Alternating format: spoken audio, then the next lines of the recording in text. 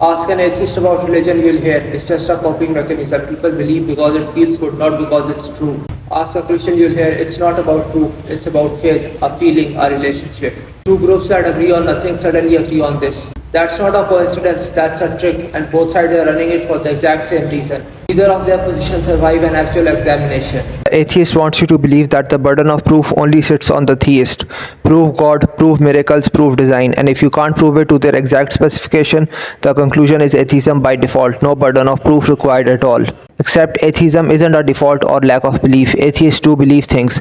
The universe and everything in it is a result of blind, unguided physical processes. Miracles are impossible. Life is not designed and can easily emerge due to blind and unguided physical processes. There are many other beliefs as well.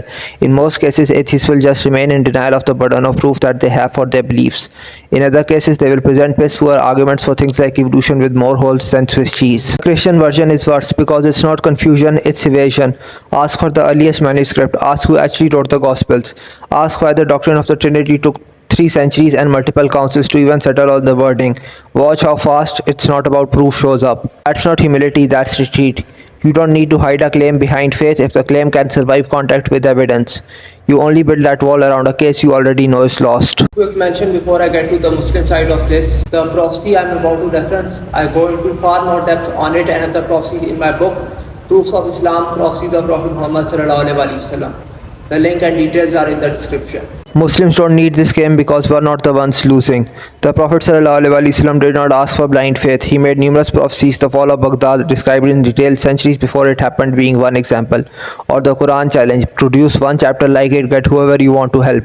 1400 years in a language still spoken by hundreds of millions of people who could take that challenge, and nobody has. Not the greatest poets of classical Arabia, not modern linguists, not 14 centuries of critics with every motive to end it. Nobody. That's 2 examples. There's more covered elsewhere and in the book. The point stands either way. We don't need to move any goalposts and we don't need to hide behind blind faith. We just need people to actually look. Next time someone tells you it's about feelings, no, it is a delusion. The atheist needs it because the moment his own beliefs are examined, they collapse. The Christian needs it because he already knows what happens the second you look closely. We don't need it. We were given a book that dared anyone to match it and a Prophet ﷺ whose numerous prophecies were fulfilled. My book goes in detail on the prophecies of Prophet ﷺ and refutes all relevant contentions. The details are in the description.